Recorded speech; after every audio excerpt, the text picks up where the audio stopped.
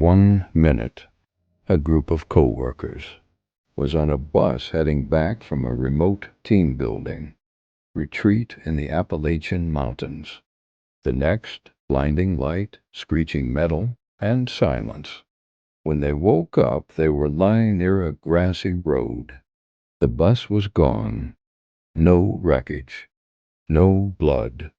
Just a dirt path leading into a valley.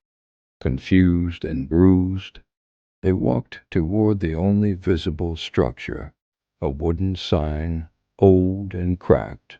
Welcome to Silent Acres. God keeps the good. At first it seemed like an Amish village frozen in time. Horse-drawn wagons, people in 19th century clothes, wooden houses without a hint of technology. Everything eerily calm. Too calm. But the strangest part?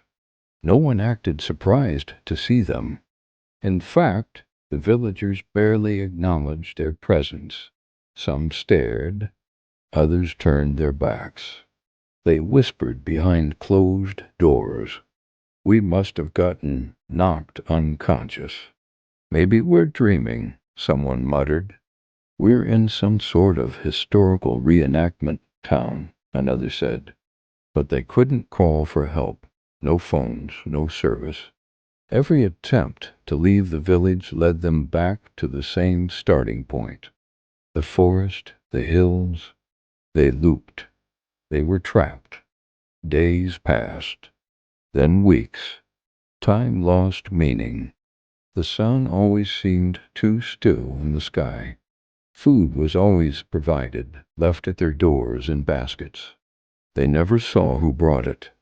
At night they heard whispers from the forest, faint chanting, and the toll of a distant bell that no one could find. Some of them tried to confront the villagers.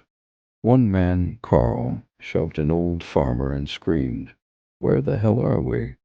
What is this place?"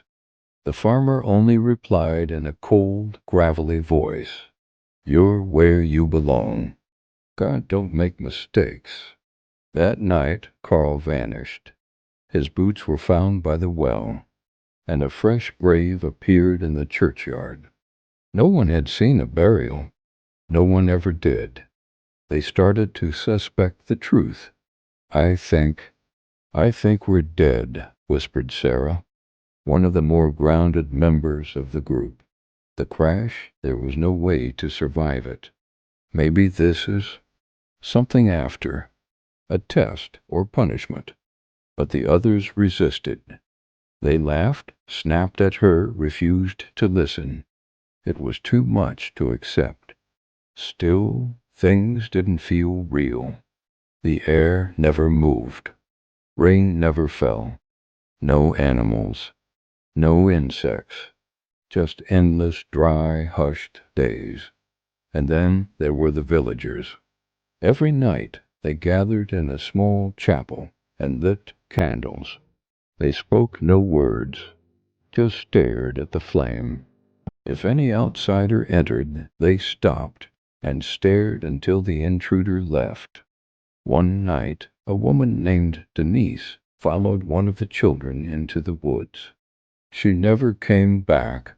In her bed, they found a scrap of parchment. Repent or remain. Tension grew. Despair settled in. That's when Michael stepped forward. He had been quiet the entire time, a janitor, always overlooked. But something had changed in him. He began having dreams, flashes of the bus, the moment of the crash, a voice whispering, "Only the willing may cross." He gathered the group. "We're not in a town. We're in a vale, between life and something else. Some of us are being given a second chance, but not all of us." "How do you know that?" someone challenged. "I just do," he said, "and I think I can prove it." That night he went to the chapel. He stood before the altar and shouted, "I offer myself. Let the others go." The villagers rose, all in unison, as if they'd been waiting. One stepped forward, a woman with eyes like burnt embers. She touched Michael's forehead and said, "Sacrifice is the only currency here." Flames erupted behind the altar. Not fire, light, blinding, white, silent. Michael screamed, not in pain, but release. Then he was gone, and the morning after, for the first time, the sky moved. Birds returned. The wind touched their skin. They understood. Michael had paid their passage, but not all were ready. Some still clung to denial.